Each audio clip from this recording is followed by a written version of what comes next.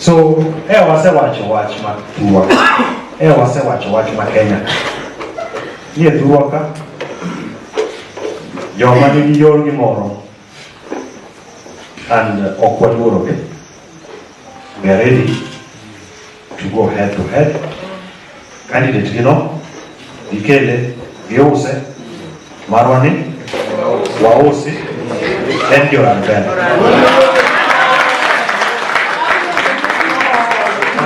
The idea of conmanship and deceit in our politics. Okinyal bedo ni gudio chien. Kidwa nyisowa kaka idwa siemo wang jotelo. To in kata giminyalo siemo ne setemo kata chiel kama owinjore gore. Ka piny olil, to jatelo no bende pod ichako iluorori e toke, ichako secho mondo bi mondo konyi. Nikech giminyalo siemo ne setemo ne jopur. So the point is your days are numbered. Yeah. We are unapologetic about it. Yes. Yani ntie jomose wuondo joturwa ka higni. Magi paro ni koro jofuo sana. Maka wuono wachi. So nyis jome telo na gik misatimo negi. My president Ruto, we don't even need to. Ni say you want to get your sector. You say you want to take this stadium. You say you want to get in there. Kai tu kuri ni kechore yology. Makowi, mapamuni. Ni kore wa kukuri ni wase one president. Okay. So we are very clear on that. Watch Mugi. I want to tell Gladys Wanga that please stop your shenanigans. We will not tolerate that because this Raymond Omollo you are now fighting here is the one that has brought for you dual carriage in Homa Bay.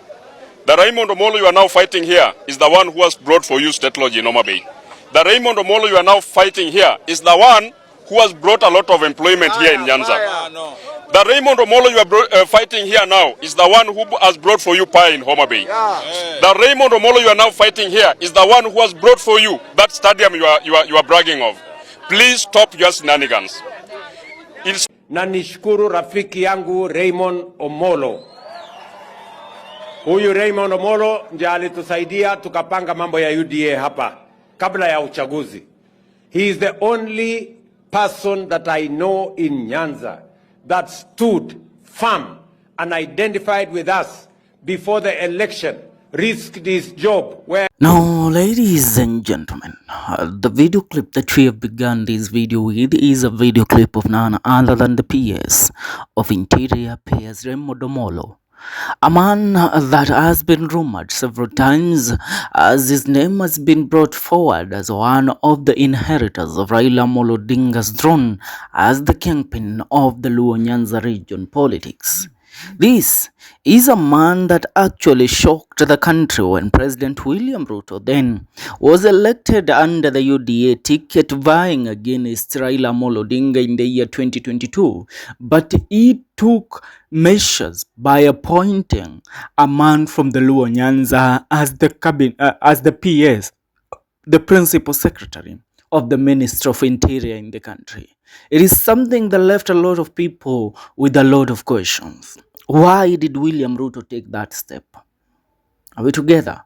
Now, in the video clip that we have begun with, PS Raymond Omollo is sending a warning to the Homa Bay Governor, Madam Gladys Wanga, that her days are numbered. Omollo says politics of conmanship in the Luo Nyanza ended with the death of Raila Amolo Odinga, and that those who have been lying to Luos for a long time, thinking Luos are stupid.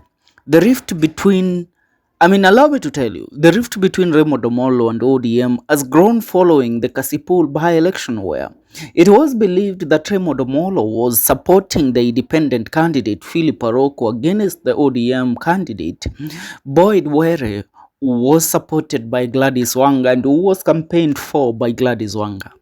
Now, Omollo has also been grooming his elder brother, who is expected to run for Homa Bay governor in 2027. on a UDA ticket with the current deputy governor as his running mate. Now, following the death of Raila and with Oburu under his tight control, Ruto has accelerated his takeover of Luo Nyanza, buying politicians, bloggers, etc. using PS Raymond Omollo.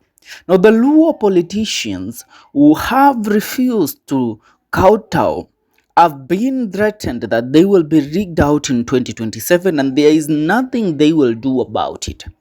Ladies and gentlemen, the politics of Raymond Omollo in the Luo Nyanza and the conversation of this man becoming the next kingpin of the Luo Nyanza region politics did not begin yesterday. These are politics that began when Raila Amolo Odinga was alive. We all saw how Farouk Kibet went around the country with PS Raymond Omollo as his right-hand man. And that is when actually our eyes started being opened on what might actually be going down in the Luo Nyanza politics. Remember, a battle is looming. The death of Raila Amolo Odinga opened a vacancy.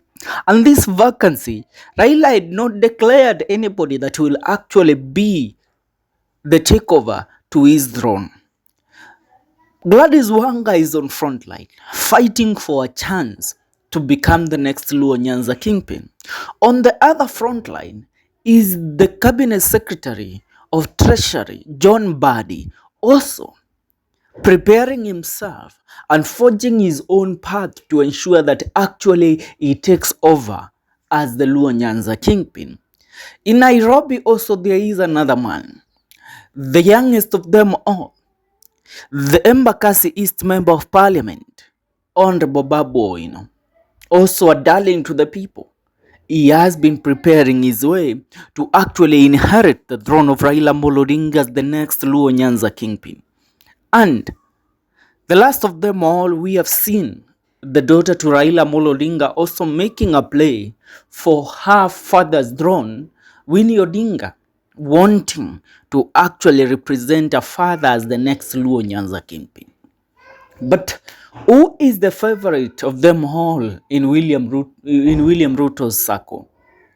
Raymond Omollo is a darling to William Ruto. I mean, let me tell you why I'm telling you this. Raymond Omollo started being groomed by William Ruto to take over the Luo Nyanza region politics a long time ago.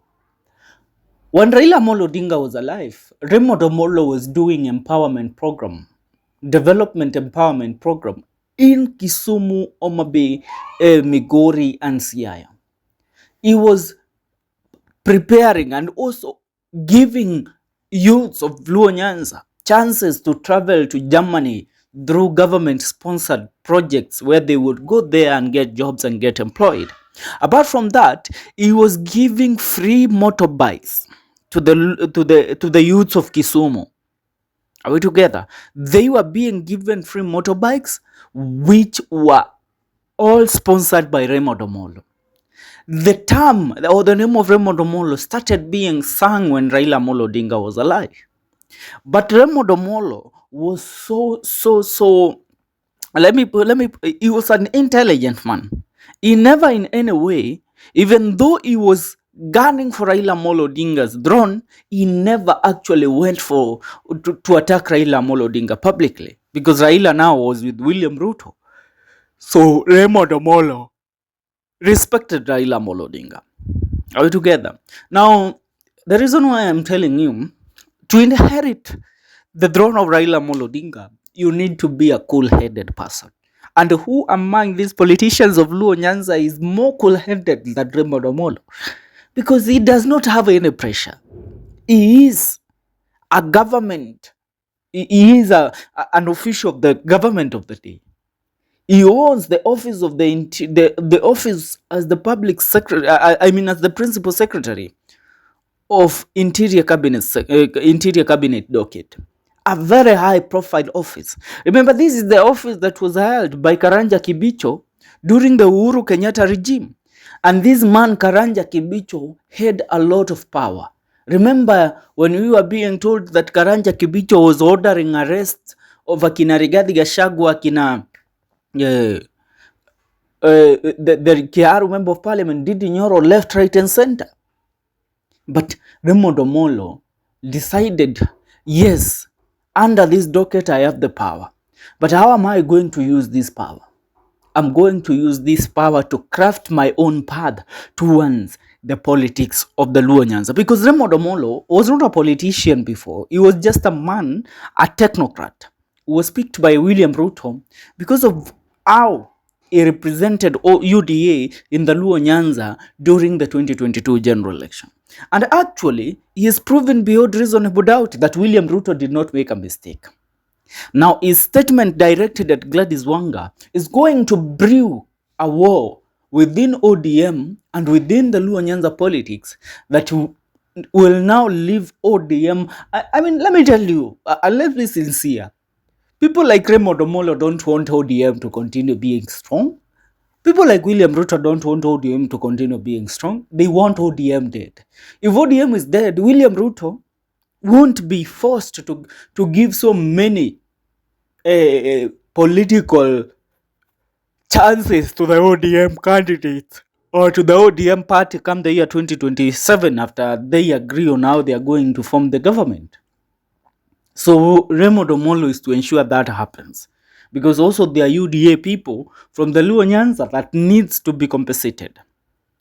Ladies and gentlemen, that's what's up. Leave a comment on the comment section. And also, ladies and gentlemen, don't you forget that rumor has it that Raymond Omollo and his people were at play in the assassination of the former Kasipul Member of Parliament, Charles Ongondowera. Remember, the man that is said to have worked for Raymond Omollo was arrested as the main suspect in orchestrating that assassination.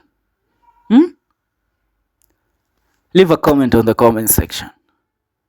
Could the assassination of Ongondowera would have been to leave a space in the politics of the Luo Nyanza that would actually lay out a competition between the government and ODM to actually view whether ODM still got it or whether ODM is actually slowly losing to the government? Because the votes that the independent candidate got, Philip Aroko, tells you that ODM is not as strong as it was. Ladies and gentlemen, ni hayo tu. Make sure una subscribe.